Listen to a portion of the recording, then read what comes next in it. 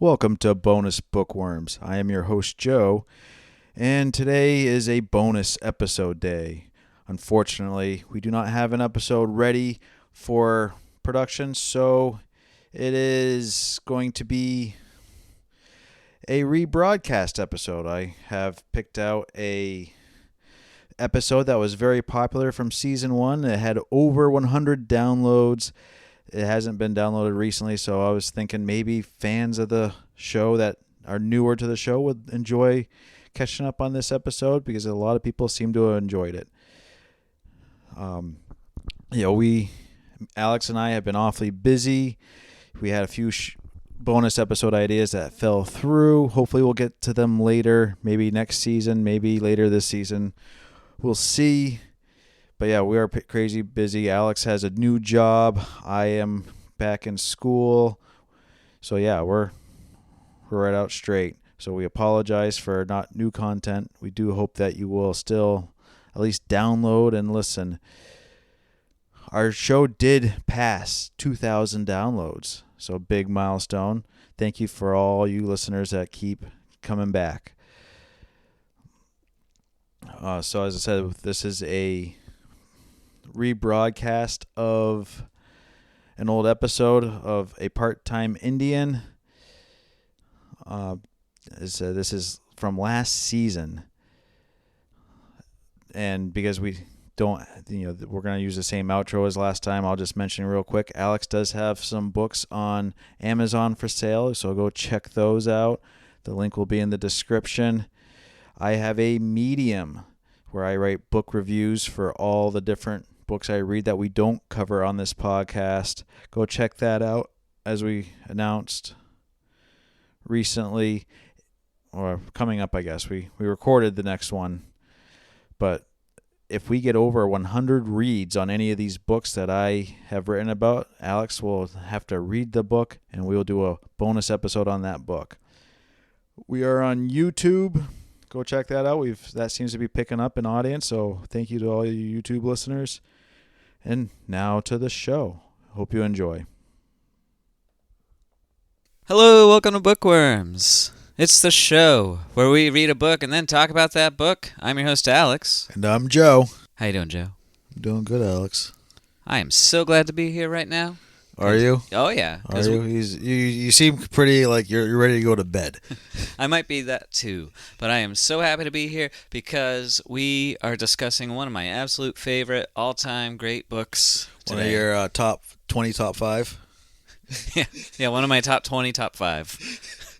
I have my top 5, and then each one has like 20 books in each section, and yeah, it's a whole thing. But this one is actually like a legit top 5. It's probably even top 3 for me. I think it was a absolute like game changer for reading. Like the first time I read it, it was definitely my favorite book I read that year, and it made me just absolutely adore this author. And I ended up reading everything really that he ever put to paper.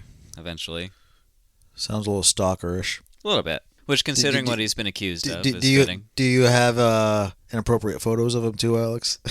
No, but like I said, considering what he's been accused of, that would be fitting. So what book did you pick, Alex?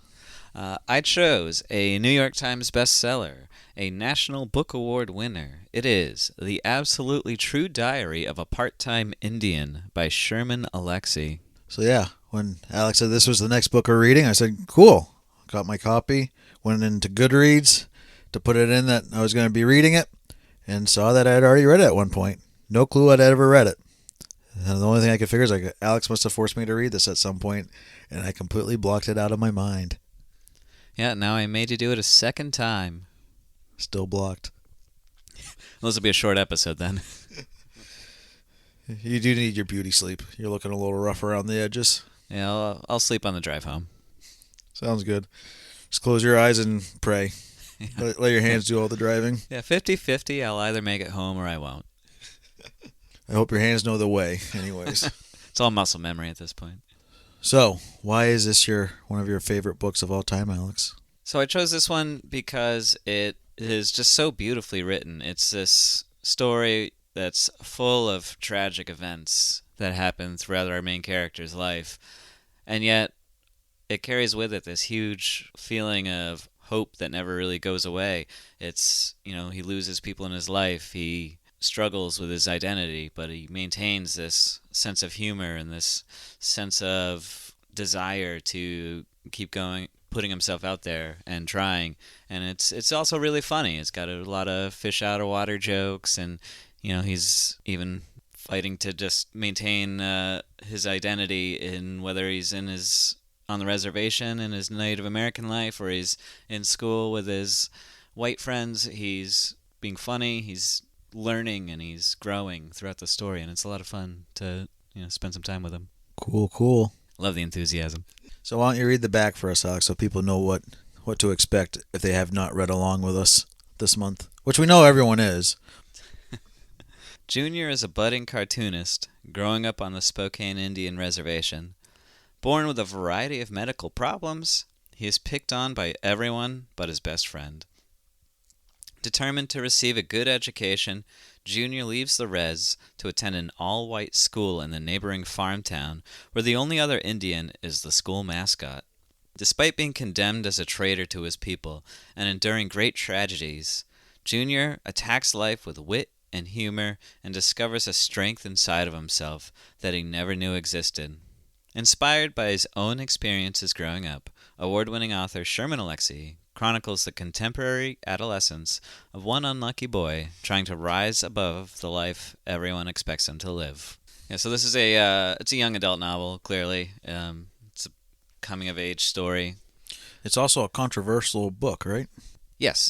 This is on its publication. It was became one of the top most frequently challenged books in public and school libraries across the nation due to its sometimes graphic content, the written by the perspective of a teenage boy, so they make a lot of sexual references, a lot of people the wrong way, and then 10 years after its publication, the author gets accused of a lot being highly sexually inappropriate with multiple people, and that also led to frequent challenges with school libraries. Yeah, so you want to get into that about the author, or not really? Touch on him a little bit. So Sherman Alexie, he was considered one of the big writers of his generation. He was a huge voice for Native American literature, especially. So it's really a shame. I remember when this book first came out, you were telling me about it because you were so jazzed about it, and saying how when he had originally published, people editing his story said, hey, a few more drafts, this could be one of the great American classics. And he refused, saying, no, this is what it is. And the commercial success of it, he kind of laughed in their faces, even though everyone had said, oh, this could have been something special. And he's like, it is something special because everyone's actually read it. Yeah, he's a big deal. He got a start in the 90s making short story collections. His best known one was his debut collection, Tano and the Lone Ranger Fist Fight in Heaven, which he got to adapt into a screenplay for a movie called Smoke Signals. He turned that into a very successful writing career. The last thing he got to publish was a memoir he wrote, You Don't Have to Say You Love Me, which is mostly about his relationship with his mother. And reading that and this book as well, there's a lot of, when he says it's based largely on his own experiences in life, he's not lying. A lot of the things that happen in Part-Time Indian also happen to him. So yeah, you want to get into the book then, or you want to keep talking smack?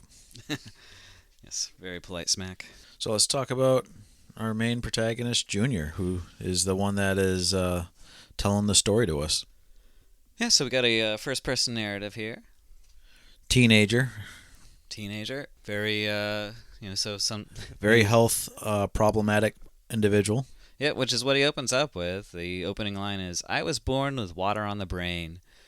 And he explains that his brain is constantly leaking spinal fluid. It's a fancy way of saying brain grease, as he calls it. So it gives him issues like his breathing is really thick and heavy. He has seizures. Seizures. His head is oversized. When he was young, he wasn't expected to survive. Yet he somehow pulled through, and he's able to, make it to adolescence. Yeah, and because he's so different, he's basically got zero friends.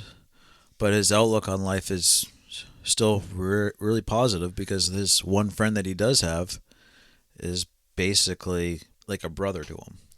Yeah, his brother, his best friend is Rowdy on the reservation. Rowdy is a very troubled youth. He's the kind of person who, if you look at him wrong, he'll be trying to fight you, and he picks fights with almost everyone he sees, except for Junior. For some reason, he views Junior as a friend and someone that he wants to protect. Yeah, and it kind of gets into it, and you kind of see this, dynamic between the two where Rowdy's looking at Junior's home life, even though it's not perfect, it's a lot nicer than Rowdy's, where Rowdy gets beat up by his father constantly and is, missing meals because they don't have any money, and he'll go to Junior's house where the parents are also alcoholics, and occasionally missing meals, but they're making an effort and showing love and dedication to their children, and Junior treats Rowdy as a human being, where everyone else kind of treats Rowdy as this mad animal.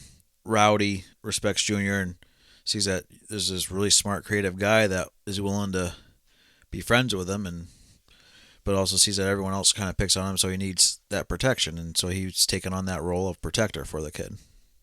Yeah, and the depiction of extreme poverty in this book it's very jarring, because you see almost everyone on the reservation has limited access to simple amenities like food. Most of them live in abusive households. Almost all of them live with alcoholic parents or parents who aren't around anymore.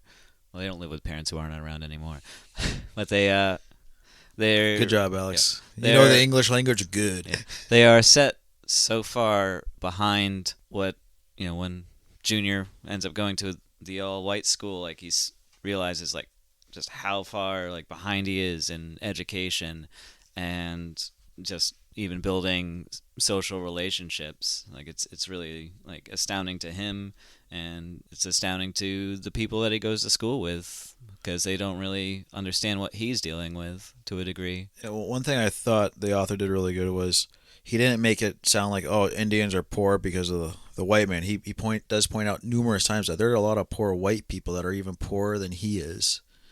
Yeah, he makes a comment like it's like the poorest people on the reservation are the white people. Yeah, and it is, kind of eye-opening. It's like, hey, because he'll say, yeah, we have it bad, but there's other people out there that have it even worse than me, and they're white, so I know it's not white people holding the Indian down, just, we're holding ourselves down.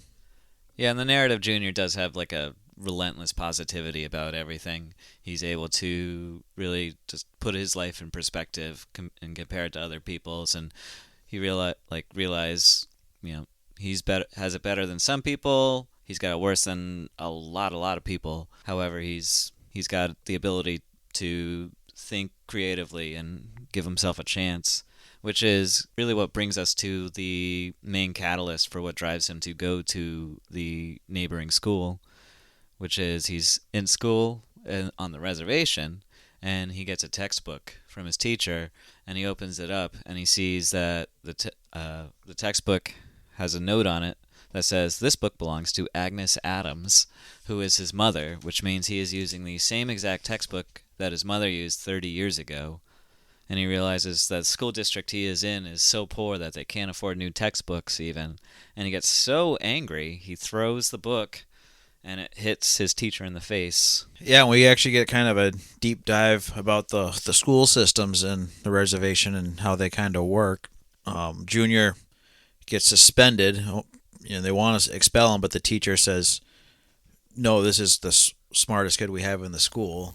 And he actually goes to Junior, and they have a sit down man to man, which Junior just can't believe because he's so used to being less than, because the teacher's a white guy, and like the teacher kind of, basically gives an apology for his sins against Junior's people, kind of giving the policy that the Western world had for a little while, kill the Indian to save the kid, which basically means killing the culture of the Native Americans and westernizing them and giving them a Western education, but doing it in such a poor fashion that it was just harming the communities. Yeah, I'm actually on that page right now. Yeah, he's trying to explain. He's saying, it's like, I didn't literally kill Indians. We were supposed to make you give up being Indian, your songs and stories and language and dancing, everything. We weren't trying to kill Indian people. We were trying to kill Indian culture. But then he goes on from there because he tells Rowdy that he sees, huge potential in the boy and that he should seek education outside of the reservation because he has the ability to, maintain his culture and his humanity, but also succeed academically in the modern world. Yeah, and we learn a little bit about Junior's sister, his older sister, who basically became a recluse that doesn't leave the basement. Her big dream was to become a writer, and we also learned that Junior's father had hoped to one day become a famous musician, and I forget what the mother wanted to be, but it was big dreams all around. And the teacher is basically telling Junior, like, I watch people like you, smart, bright children, slowly die in this reservation because they're stuck with this culture that we have, that has been created here of alcoholism and defeatism. And he's like, I watched your sister go from this bright flower to this, withered, dried up, dead thing that won't leave her basement, isn't brave enough to do anything. And he basically says, you need to get out of here because I can't watch another smart kid wither away. Yeah, the bulk of the students who go to that school, normally high school is going to be their peak, especially if they play sports. Beyond sports, they're going to be just falling into the same cycle of destructive or self-destructive behaviors that has perpetuated on that culture for way too many years. So Junior requests to go to the school in the next town over. His parents agree. This does cause an issue with Rowdy, however. Rowdy feels betrayed because the person he's supposed to protect is going to basically go away, and Rowdy realizes he can't follow because he's just going to bring Junior down. He's not going to be able to assimilate into the new school. Yeah, and it's where a lot of stereotypes start to come into play too, because Rowdy, views white people as the people that destroyed his culture and that have kept Native Americans down for generations. And he sees his friend saying, like, I'm going to go try and benefit from that. And he becomes essentially like almost like the main antagonist of the story whenever they meet up. From there, like, Junior still tries to be his friend, but Rowdy looks for any chance to take him down. One thing that should be mentioned in this book, there's a lot of pictures in it, because one of the ways Junior deals with his emotions is he draws comics. So we get to see what Junior is drawing and how he depicts either himself or those around him, or how he's dealing with his feelings and how he's developing emotionally. Yeah, there's a fun picture with showing like the dichotomy between white people, the way they dress, versus Indians on the reservation, the way they dress, and it's labeled with things like on the white side, a bright future, a Ralph Lauren shirt, positive role models, the latest Air Jordans, and on the Indian side it says things like a vanishing past, a family history of diabetes and cancer, Sears blue jeans, 2 pair for $19.99.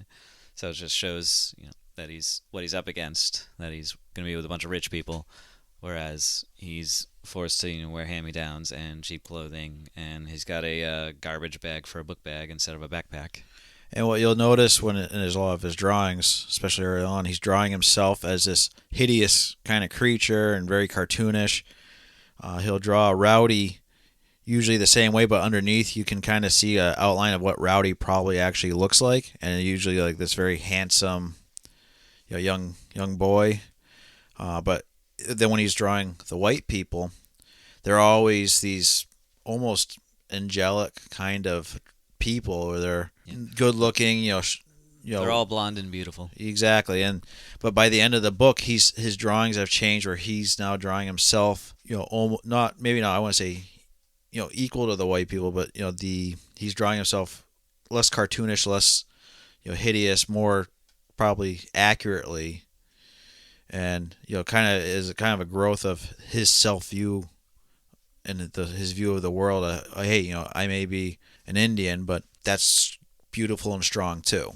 Yeah, and then he starts at school, and you'd think, oh, it's like, oh, he's going to the all white school, everything's gonna be hunky dory, but it's far from. There's definitely some culture clash at the very beginning. I did want to read the official and unwritten Spokane Indian rules of fisticuffs because Junior immediately has to deal with getting called offensive nicknames such as Chief and Sitting Bull and Tonto. And at his old school, which he was going from middle school to high school, but it was the same rules where fist fights were very common. It was just the way it was. It was jail style rules for top dog, where he's coming into this lower middle class kind of community. It's as he points out, they're not middle class or not wealthy by any stretch, but compared to him, they seem very wealthy. But it's a farm town. It's a bunch of farmers that they'll have a lot of money come fall, but that money's got to ride them for a full year. And when it comes down to it, they're making a lower middle class, working class type income. But with someone who isn't able to have 3 meals a day, let alone 1 meal a day, most days of the week, it still feels like it's like you said, a cultural shock. The people start showing him actually a little more respect though when he starts getting a little more physical, because the rules of fighting on the reservation are very different from fighting in this school. So I just wanted to say, like, there's 11 rules about fighting on the Indian reservation. If somebody insults you, you have to fight them. If you think somebody is going to insult you, then you have to fight them. If you think somebody is thinking about insulting you, then you have to fight them. If somebody insults any of your family or friends, or if you think they're going to insult any of your family or friends, or if you think they're thinking about insulting your family or friends, then you have to fight them. You should never fight a girl unless she insults you, your family, or your friends, then you have to fight her. If somebody beats up your father or mother, then you have to fight the son and or daughter of the person who beat up your mother or father. If your mother or father beats up somebody, then that person's son and or daughter will fight you. You must always pick fights with the sons and or daughters of any Indians who work for the Bureau of Indian Affairs. You must always pick fights with the sons and or daughters of any white people who live anywhere on the reservation. If you get in a fight with somebody who is sure to beat you up, then you must throw the first punch, because it's the only punch you'll ever get to throw. In any fight, the loser is the first one who cries. So Junior is a terrible fighter. He says that after, so rule number 10 is probably the most important. So he says he's only won, 3 fights? But he starts fighting a boy named Roger at this school. Who's like the golden boy. I don't know if he's a junior or senior, but he's the most popular kid in school, essentially. Yeah, he's captain of the football team, captain of the basketball team, you name it. He's the all-star, all-American athlete. Everyone loves him. And he's one farm boy, good looks. Yeah, he's one of the ringleaders who calls Junior all the offensive names you can think of. And whatnot. Yeah, and I'm not going to read it, but he says something really racist towards Rowdy. You can find it on page 64. Towards Rowdy or Junior? Along. Oh, excuse me. Yeah, towards Junior. You can find it on page 64 if you're following along, and that's sort of like the last straw with Junior, and I felt like that the boy didn't realize what he was saying. Like, he didn't realize how racist it was when he said it until then, when Junior basically sucker punched him. He's like, oh, I guess there is a line I can't just let my mouth run and say what my parents would say or what I've seen adults say. That kind of just nails a lot of sometimes what you might find in a high school, because brains are still developing, and you think just because you're couching what you're saying in humor, it's not going to offend somebody. But in reality, what he says is incredibly hurtful, and his words have huge weight that he doesn't realize they have, and he winds up getting punched in the face over it. But at the same time, it also brings street cred and respect for Junior, because now everyone's like, okay, there is a line. You can't just push this scrawny, nerdy kid around, and he's willing to back himself up. And what we do say can be hurtful to him, and they realize, hey, this scrawny kid, he's stronger than he looks, and I think they realize it before Junior realizes it. Yeah, and Roger's reaction to getting hit is very different from what Junior's used to. So, like, he punches Roger in the face, and Roger goes like, "You punched me," His voice was thick with blood. I can't believe you punched me. He sounded insulted. He sounded like this poor little feelings had been hurt. I couldn't believe it. He acted like he was the one who'd been wronged. Junior says, like, meet me here, after school. We're going to finish this fight. And Roger just gets up and walks away. And that's the end of the altercation. Yeah, Roger seemed very confused by the whole thing. Like, what just happened? I don't understand. What did I say? Junior realizes that there's a rule for white people getting into fistfights. He says they followed a whole other set of mysterious rules where people apparently did not get into fistfights. He calls after Roger and asks him what the rules are, and Roger's like, what rules? But, and then shortly after that, Junior realizes that even though people are treating him nicer, they're still kind of treating him invisibly, and he has a love interest named Penelope, but he also does eventually make a friend because he's being so gung-ho about, hey, I'm going to make this work. Because he meets Penelope on the first day of class because he sits next to her and she actually talks to him. And she asks Junior his name and he says, Junior. And then the teacher immediately calls out Junior's name, which is Arnold. And the girl is very confused, like, how you told me your name is Junior and you lied to me. And Junior was like, no, that's what everyone calls me. That's my name. But my birth name is Arnold. Yeah, and that's like another culture thing. Just everyone calls each other Junior on the reservation. Yeah, because a lot of juniors out there. Penelope doesn't really think much about Junior after that until Junior finds her in the bathroom one day and he hears someone throwing up and he finds out it's Penelope throwing up and he discovers she has bulimia, which is something that he can't even wrap his head around what not eating or throwing up your food is like. Especially when he can't get enough food to begin with. But it also gives him the realization that, hey, just because these white people look like they're privileged doesn't mean they don't have their own problems. Yeah, he's able to make a connection between Penelope and his father because Penelope has explained the difference between bulimia and anorexia, and she says, anorexics are anorexics all the time. I'm only bulimic when I'm throwing up. And it cuts to a comic of his dad saying, I'm only an alcoholic when I drink. And he's able to, kind of rationalize, oh yes, maybe we all do have issues. We all find different ways to try and make the pain go away. We also meet, his name is Gordy. Gordy, okay. Yeah, and Gordy is the smartest kid in the school. He's smart. He's really rough around the edges socially. Makes for good humor. Yeah, and he'll talk about making love to books and having orgasms when reading. Which Junior's like, I think you're reading the wrong kind of books for that.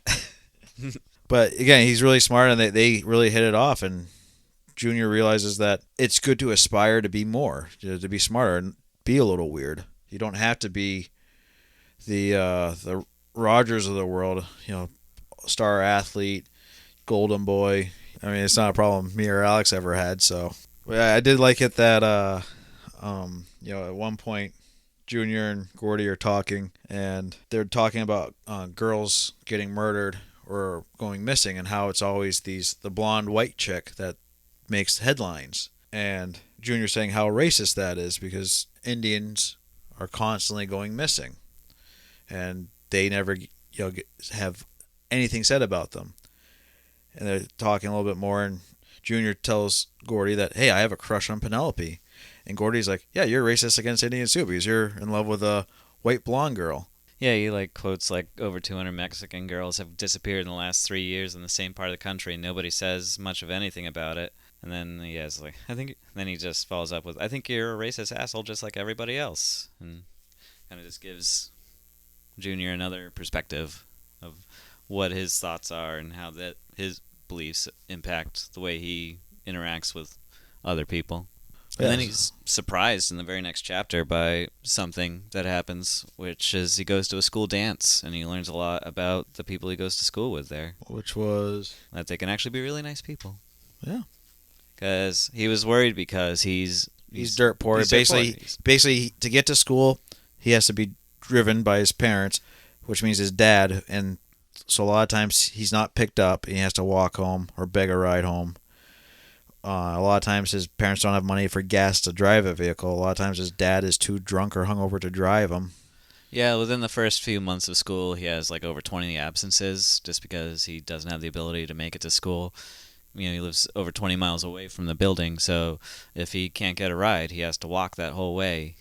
Like there's this whole thing. It's like I had to walk I had to walk the whole way twice, and I got blisters on my feet both times. Yeah, at one point though, towards right after he got in a fight with Roger, his dad's friend, who kind of guy who looks at as an uncle, gives him a ride on a motorcycle, and everyone's like, "Holy shit!" Because the guy looks like a biker kind of guy with long ponytail and the leathers and everything. Everyone just thinks Junior's this badass motorcycle kid now, and Yeah, he starts making friends. He makes friends with Roger, of all people, that he punched in the face.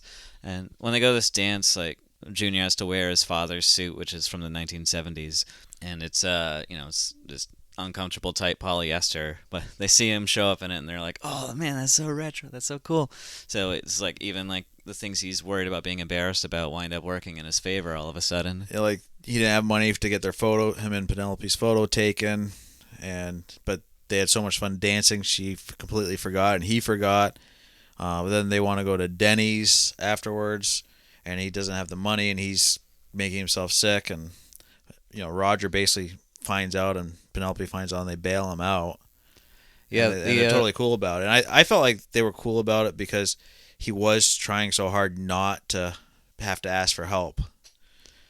Yeah, so he makes up the excuse that he left his wallet at home, and Roger gives him some cash. But after they leave Denny's, like Penelope asks him, she's just flat out asks, like, "Are you poor?"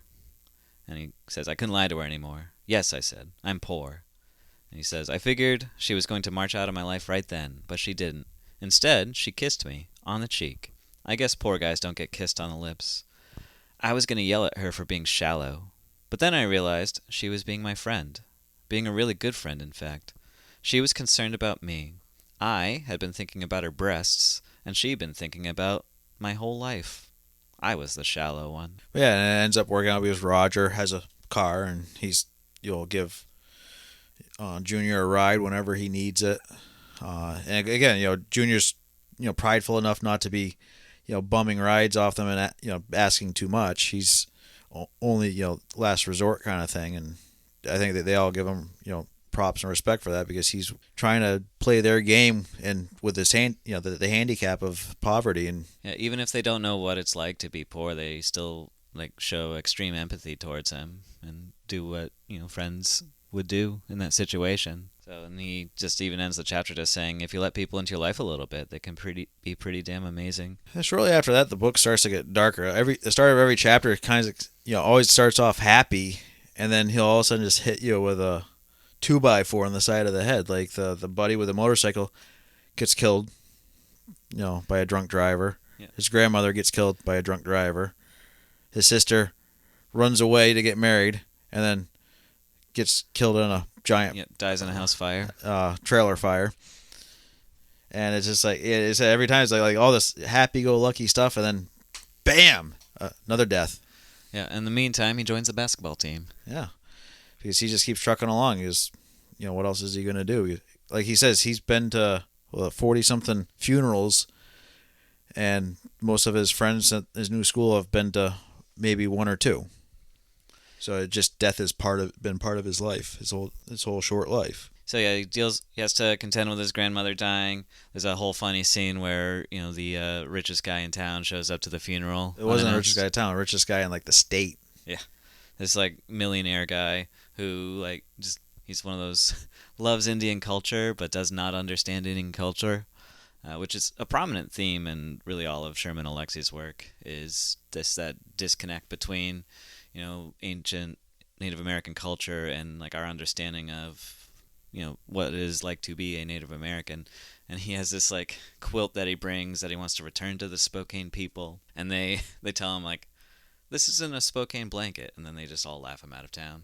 Yeah, the Junior's mother in her grief is able to just totally bitch slap this guy back into his place, and he leaves humiliated. Not that he'd actually admit to it, and a day later completely write it off as something else. But yeah, it was kind of fun. It was funny to read. And So yeah, he joins the basketball team. He thinks he's going to be JV, but he winds up making varsity squad. he doesn't even think he's going to make the team because they don't have a freshman team because they didn't have the budget. And there's going to be, I think, like 7 cuts out of all the kids that showed up, and 2/3 of the varsity team had already been decided before they even started. And he's like, I'm not going to make this team. I'll be lucky to make JV if anything. Yeah, but he winds up surprising the coach with his ability to hang with the big. Yeah, he hangs with Roger, of all people. He's willing to take the beating from Roger and stick to him like glue. And he stands there. He takes hits. Like I think he ends up losing the one-on-one game, but he still they're playing full court one-on-one with full contact, and he hangs it in there the whole time, and even makes some really impressive 3-point shots, and especially like his 3-point accuracy. He makes varsity. Yeah, the coach basically says, "This is the best sharpshooter I've ever seen. We got to have this guy on the varsity team. He's going to be our secret weapon." Which doesn't work out the first game they play. Yeah, because they play his old school from the reservation and against Rowdy, of all people. And they're playing at the reservation. And the whole reservation is against him. This is before his grandmother dies, isn't it? I believe so, yes. Yeah, because after his grandmother dies and his sister dies, the town starts kind of welcoming him back in a little bit. Yeah, but yeah, he shows up with the team, and the packed gymnasium just boos the shit out of him. And it ends up being a very short game for him because Rowdy essentially knocks him out, and he has to be taken to the hospital. Yep, and the team ends up losing. Their worst loss. Yeah, it's their worst loss. I think it's their only loss throughout the rest of the season. Yeah, but it's a humiliating loss. They get like a 30-point loss there, so it wasn't even close. But yeah, but it kind of gets Junior kind of woken up like, hey, Rowdy is got some feelings going on here, and he just doesn't know how to process them. And how can I help Rowdy? Because he realizes that his best friend is just in absolute pain, and I think Junior realizes, hey, I might take some more hits from Rowdy to show that, hey, we can still be friends. Yeah, there's definitely like a high school mentality throughout this book where like being able to give and receive hits, it has like almost the opposite effect of what you think it would, and like you earn someone's respect that way. It's kind of funny. They do have a rematch later in the school year though, and it really turns the tables. Yeah, they have another game against the reservation, but this time it's in Reardon at the white school. And the coach is worried about putting Junior in because of the first game, but Junior's like, nope, I'm going in. And then the coach does something crazy, which is start Junior, where Junior was usually one of the bench warmers, even though he'd score a ton of points for him later in the games. But this ended up being Junior's lowest scoring game other than that first game where he barely played because he got knocked out. But basically, he gets in a one-on-one with Rowdy, steals the ball, and makes a major shot, and basically knocks all Rowdy's confidence out of him, and knocks the reservation team, the Indian team. They were number one in their division, and from what Junior did to Rowdy, basically took all the wind out of their sails, and Junior had a big kind of awakening moment with that too, where these kids from the reservation, this was their biggest chance to do anything. And while it was a big deal for Junior and his team, it wasn't the same impact because these kids were going to move on and have bigger and better things later in life. Yeah, I know I'm reading a lot from the book, but this part. You are reading a lot, Alex. Do we need to set up a quota for you here where you're cut you off? I'm almost out of dog ears. I got like 40 or 50 more.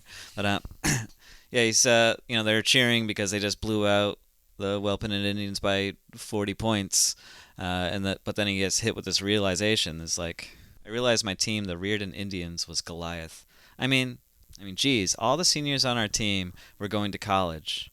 All the guys on our team had their own cars. All the guys on our team had iPods and cell phones and PSPs and 3 pairs of blue jeans and 10 shirts and mothers and fathers who went to church and had good jobs. Okay, so maybe my white teammates had problems, serious problems, but none of their problems was life-threatening. I looked over at the Wellpinnet Redskins, at Rowdy. I knew that 2 or 3 of those Indians might not have eaten breakfast that morning. No food in the house. I knew that 7 or 8 of those Indians lived with drunken mothers and fathers. I knew that 1 of those Indians had a father who dealt crack and meth. I knew 2 of those Indians had fathers in prison. I knew that none of them was going to college. Not one of them. And I knew that Rowdy's father was probably going to beat the crap out of him for losing this game. I suddenly wanted to apologize to Rowdy, to all the other Spokanes. I was suddenly ashamed that I wanted so badly to take revenge on them. And it's like that quick turnaround, like, he just so direct in that language that he uses, like, every word there is so carefully chosen, like, it hits really hard when he has these realizations. Another thing with that last game is just before the game, one of the problems Junior has is he throws up before games. He pukes a lot, and his coach finds out and is trying to talk him down a little bit.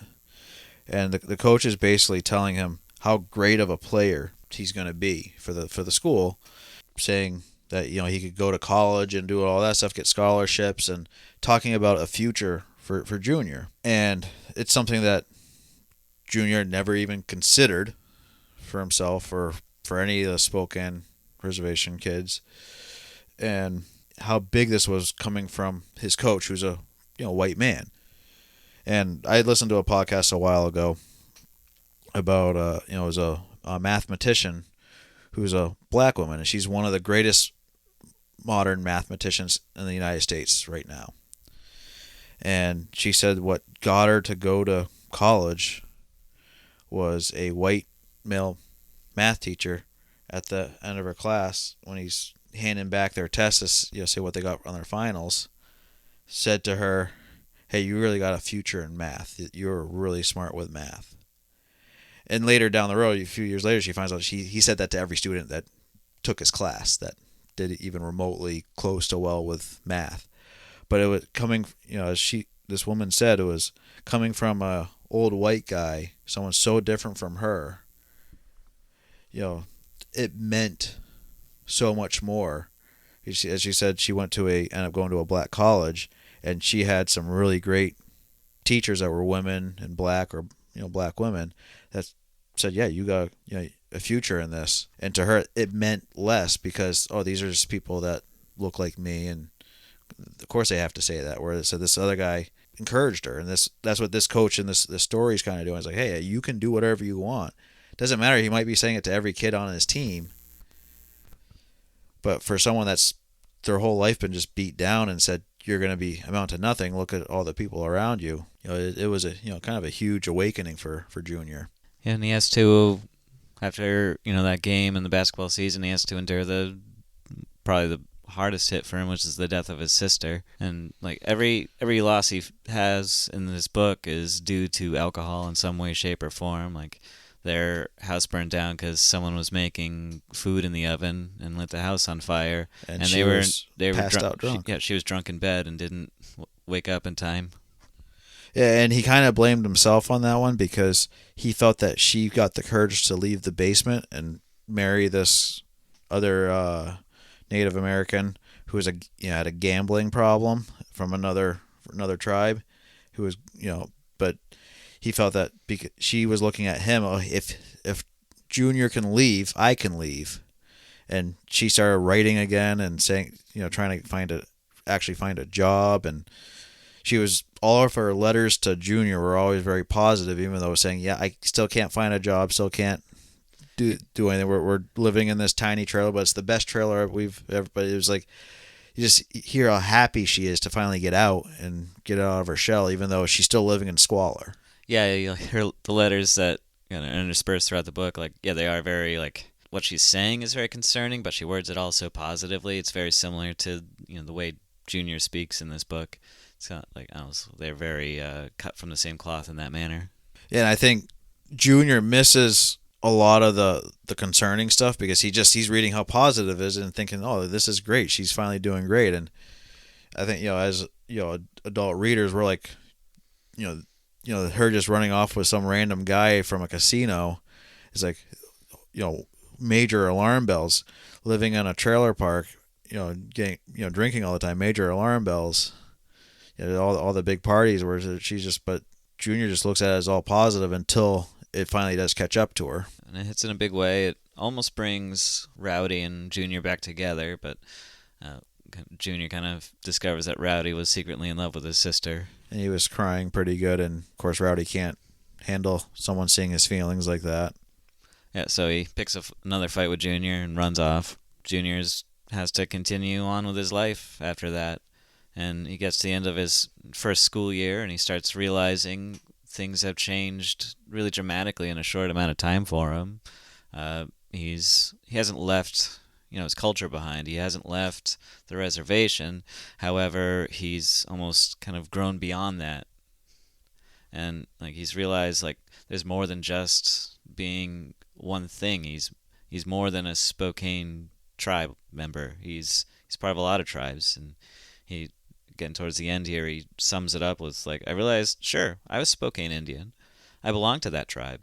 But I also belong to the tribe of American immigrants, and to the tribe of basketball players, and to the tribe of bookworms, and the tribe of cartoonists, and the tribe of chronic masturbators, and the tribe of teenage boys, and the tribe of small-town kids, and the tribe of Pacific Northwesterners, and the tribe of tortilla chips and salsa lovers, and the tribe of poverty, and the tribe of funeral goers, and the tribe of beloved sons, and the tribe of boys who really miss their best friends. It was a huge realization. From page 1 to page 217, he's completely changed the way he looks at life and the way he looks at other people. Really broken down a lot of stereotypes, and he's realizing his own true potential in the world. And the book just kind of ends with that kind of feeling of hope for him. And him and Rowdy do kind of make amends and start rebuilding their connection again. Yeah, and you almost get the feeling Junior's reached a point where he doesn't need Rowdy in his life anymore, because he spends a lot of time trying to get back into Rowdy's good graces, and by the end he's kind of beyond that, and Rowdy comes to him, and they're able to kind of get past what has become their differences, and Rowdy acknowledges yeah, you are he acknowledges Junior are destined for greatness, and they are able to just hang out, play a game of basketball, and it just ends with, we didn't keep score. Kind of a heartwarming kind of feeling to it. So what are your thoughts, Alex? I think it's just about as perfectly written as it could be. It's very moving. It's very funny.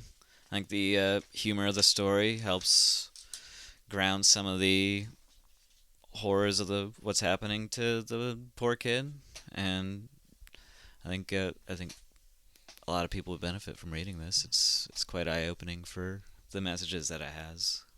So 3 out of 5 stars. Yeah, 3 out of 5. Yeah, 2.5 maybe. I'm feeling generous. 2 3/4. No, this is a 5 out of 5. Like I said, it's one of my top favorite books, all timer. It's great. Yeah, as I said, I had completely forgotten I had ever read this book, but I like it. I mean, it's probably not a top 5 book for me, but definitely a 4 out of 5 stars, 4.5 out of 5 stars for me. It's just a great story. It's very emotional. The author really knows how to jerk you around with your emotions. You go happy to crying to happy again. It's in relatively easy read because it's geared towards young high school children that are looking to grow and find their way in the world. But it's also very deep and covers a lot of sensitive but important topics that need to be covered, and it does it in a way that I felt was really well done. Or he's never really judging anything or giving out a negative opinion towards it, like his parents being alcoholics, or all the Indians being in his all the Spokane Indians being alcoholics. He never bashes anybody for that problem. It's just, it is what it is, and he's makes a personal decision. I will never drink because grandma told me not to drink. I've seen how it has affected my parents, my sister, my friends, my family, my tribe, and I am going to choose not to follow that path, and taking a very positive outlook on everything. On the racism, he always Penelope's dad, how racist he is.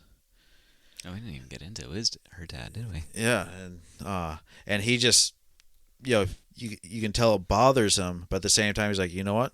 He's just a racist white dude, and I'm pissing him off because I'm dating his daughter, and kind of getting that little satisfaction from that. And even though he realizes that his Penelope might only be dating him because he's an Indian, it's pissing her father off. He's like, you know what? I'm getting her attention. I want her attention. And Penelope's a decent person who's not a racist, so therefore I'm not going to hold it against her father for having, a bad point of view on me. Yeah, and I just gotta say, writing a book in this style, 230 pages of generational poverty, racism, stereotypes, and still maintaining a sense of levity and humor is kudos to Sherman Alexie. This is writing in this way is downright impossible to do, and he does it so masterfully. He's able to, we barely see Junior's dad, but we know him very completely as, this alcoholic with a heart of gold. It's the way he, in just a few short interactions, we fully understand a character. It's crazy how he was able to get this out. So Alex, I'm going to say this right now. Reading this book almost makes up for your January bonus book. You're still a fucking asshole, but you're digging yourself out of the hole a little bit here.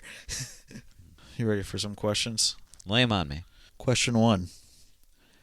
How does Junior's cartoons depict his worldview of racism and the impact of it on his family's lives? You covered that pretty well in the beginning with a lot of depictions of what he looks like, what natives, the way he draws the natives versus the way he draws the white people. There's clearly a difference. The natives are drawn poor and disheveled and alcoholics and poor health, whereas all the white people, they're blonde, they're beautiful, they're wearing expensive clothes. It also helps break up solid text, because every now and then you get a quick comic to read, and I think it makes it more readable, and you get a little more imagery. Then it I don't know, it somehow works better than just consistent solid text, and I like the way they do that. The illustrations, art by Ellen Forney, are really good add-ons to this book. Why does Junior lie about his wealth? Is that something that most teens do, you think? Well, he explains he lies about his being poor because it's a difficult topic for him. He feels shame and embarrassment over it. Especially being with people, everyone owns their own car and everyone eats every day, and he doesn't get to do that. He's just he's another kid who wants to fit in, and so he tries to fit in by hiding the dire straits that his family is in.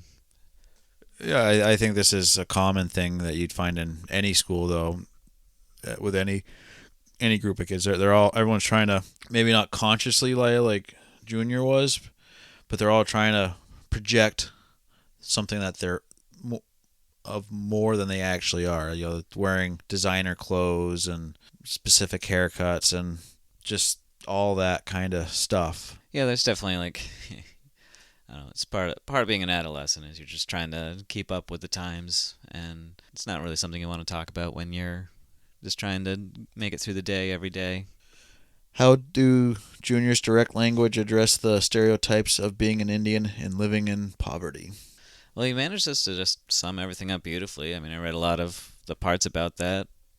Just at the end of the basketball game where he's listing, what all the players on the Spokane team are going to have to deal with when they get home and what they're going to have to deal with for the rest of their lives. It's very blunt. It's very direct. It just came after a big emotional climax in the story, so it's this huge, blunt language, huge takedown from a moment of what should have been this great exhalation and this great celebration, and realize oh shit, there's still reality to come back to here, and it's not going to be pretty. Yeah, he's definitely blunt, direct, and keeps it short. And he doesn't really dwell on it, really. He just makes you cry and moves on. How does Junior's understanding of addiction transcend ethnicity and class? It's kind of like when I was pointing out when Penelope is revealed that she has bulimia, and he compares that to his dad's alcoholism, and he realizes we're all addicts. We're all trying to find different ways to avoid the pain in our lives. So alcohol is a huge issue on his reservation, whereas everyone else outside the reservation, they're still trying to find ways to cope with what's happening in their lives. Some people are alcoholics, some people are Penelope's a bulimic. Some people, we all make bad health decisions in our lives, and sometimes it grows into addictions. Yeah, he kind of realizes that it doesn't matter how wealthy or the color of your skin, any of your background, everyone can descend into their own personal hell, and it is what it is, and we're all people. There is no one has it necessarily better or worse. It's just we all have our own problems. It's kind of like when I stopped drinking and I started just eating candy all the time. It's just like I just trade one bad habit for another, and it's like I don't know, whiskey or Sour Patch Kids. I don't know. It's all. Yeah, your body's gonna hate you no matter what. Either your Basically. pancreas or your liver is gonna fail on you, Alex. Yeah. Just pick one. Yeah, basically. Either way, I'll have diabetes at some point. How does the story of the funeral reflect a cultural insider's perspective, and how does it disrupt stereotypes about Stoic Indians? Is that the grandmother's funeral? Yes. So that's the one where Richie Rich shows up. Yeah, and starts telling the Indians how much he loves loves their culture and wishes he was one of them, and then kind of gets shamed and laughed out of there.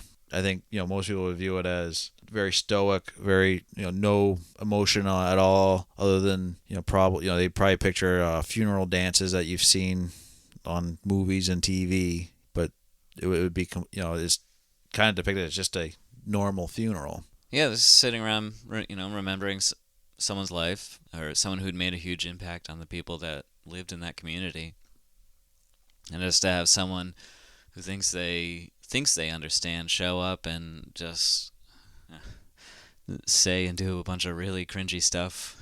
It's they play it up humorously because they embarrass him, they laugh him out of town, but they that's something that Native Americans as a culture have to probably consistently deal with, is people who think they understand what it means to be Native, but they really have no clue. Yeah, and I feel like what Junior was trying to get across was that they're just people like anyone else. They've dealt with more funerals than probably most people and outside the reservations would, but that's they have the same emotions anyone else would. How does Junior view the vast gulf between the two communities that he is a part of economically? I think he sees it as a vast gulf at first, and he sees it as solely the haves and the have-nots. Kind of crosses and blends that as the story goes along. He realizes, like the white people are always going to have more money and have more opportunities just because of their economic status. However, it's up to him to make the effort to be successful in life, regardless of that. At the end of the story, how is Junior's and Rowdy's friendship cemented by their knowing of who they are and where they come from? Yeah, they both took different paths to get there, but they ended up in the same place where they just have that understanding. Like, Rowdy knows and Junior knows that Rowdy is never going to leave the reservation, whereas Rowdy and Junior both know that Junior is going to go on and he's going to do his absolute best and he's going to find success in his life. Yeah, and they're able to connect over basketball and smack talk. At the end, they were basically they can say, hey, this is something that we had before, and it's something we can always have, something that connects, even to other communities, because obviously everyone plays basketball and everyone all the boys kind of smack talk each other, and it's just, hey, that doesn't change with us. That's something that's going to continue on. Our big final question is the controversy over this book warranted? As a librarian, I think the controversy over the book's content, I don't think is warranted. It's really hard for me to look at really any book and be like, this is inappropriate for teenagers to read. There's definitely huge tragedies in the book. There's some graphic sexual stuff in the book.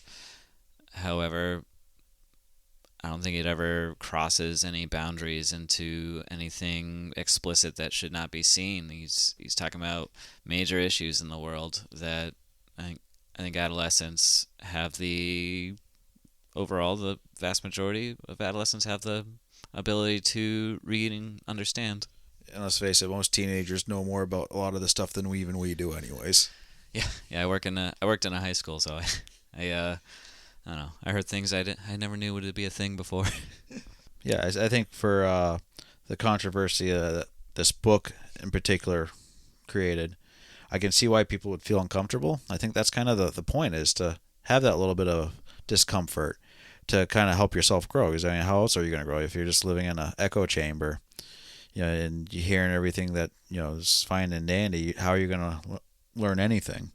Yeah, and you're not going to understand generational poverty by reading this book, but you're going to get a snapshot of what it's like. And as I said, it's going to make you feel uncomfortable because, for like us, we're definitely middle class.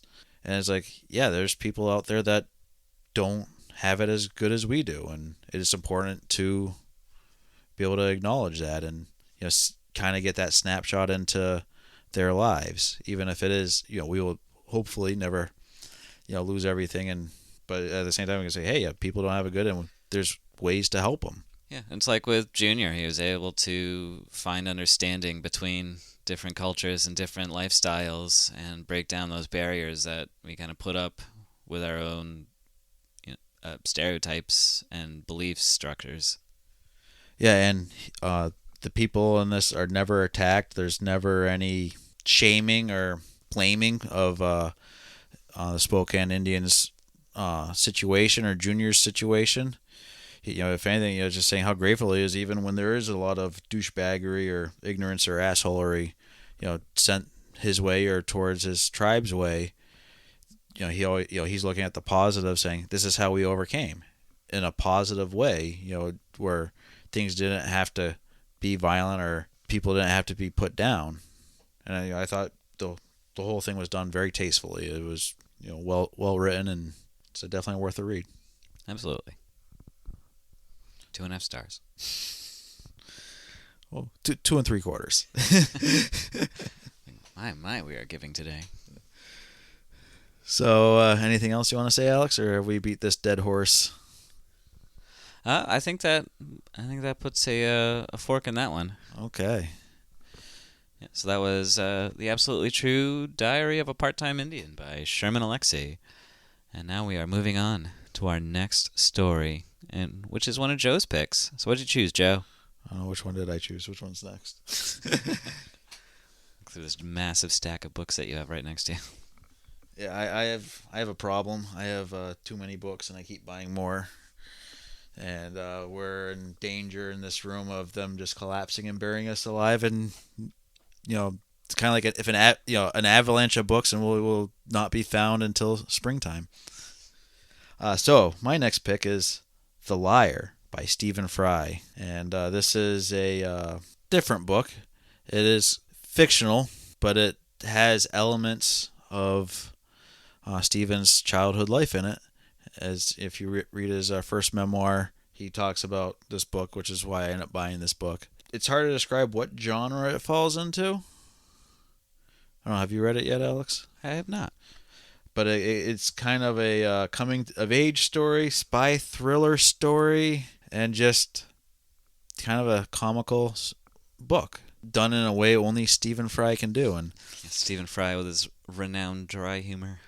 And is just total, complete ability of wit and language that I definitely, as Gordy would have said, have orgasms over. Yeah, we didn't talk about Gordy enough, did we? But yeah, and Stephen Fry, whenever, so whenever the topic of top 5 celebrities you get a buy on, Stephen Fry is always my fifth one. It's 4 redheads and then Stephen Fry, and it's basically like, I don't care what happens. If he's talking to me, I don't care. Just let him talk. He's kind of like that Morgan Freeman or James Earl Jones kind of voice for me, where when he's talking, I'm enraptured. Right, 4 redheads and Stephen Fry. I'm going to clip that and just play it over and over again for you. That could just be a whole episode by itself, Alex. That's the new name of our podcast. 4 redheads and Stephen Fry. So yeah, that will be our next book. Keep an eye out for our bonus books that we put out on the 20th of every month. And anything else you have to add, Alex? Read Stuffed by Sylvia Morrow. Please don't. Just ignore Alex. He's kind of stupid. We have an Instagram at Kendall Bookworms. We have an email if you want to contact us, kendallbookworms@gmail.com. We have a Facebook profile with Kendall Bookworms. Come check us out. Follow us there. Please rate us. Give us comments. We're on all the major podcast apps, so like and subscribe. If you listen on Spotify, I sometimes put up questions and polls, so come check those out. Chat us up. We would love to hear from you guys. We're trying to get a YouTube channel set up. It'll just be the audio, but trying to figure that out. So keep an eye out for that. If we don't have it up yet, we'll hopefully be out shortly. Alex, did I miss anything? Ooh, Alex's books. Alex has some books on Amazon you can buy. Check out Paul Plimpton vs. Ragnarok.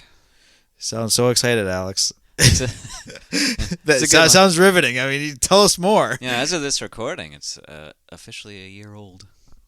Ooh. So that means that means I'm falling behind. I was trying to do 1 book a year, and I'm not even close to having another one done. So after 1 year, you're already lost it. Yeah, I'm 1 and done, baby. Now I'm working on some stuff. I think you'll be surprised. Okay, you haven't said anything towards me to edit lately, so I've been kind of wondering if you just gave up on the whole writing thing altogether, Alex. Nah, it just takes me a long time to do anything. You know that because you're still waiting for me to return the edits. Yeah, for 3 books, going to be 4 soon. Yeah. Because I can, write up a draft in about 3 months. Yeah, more like 3 years these days. So anyways, back to the podcast here. Buy Alex's books. He's got more than just the 1 book on Amazon, so check them all out. Yeah, don't mind the typos. I'm just lazy. You're really selling it good, Alex. No, they're good. You can highlight them, send them to me. It'll be great. I'll get on those edits right away. So yeah, this has been Bookworms. Yep. I'm Alex. And I'm Joe. I'll catch you next time. Out.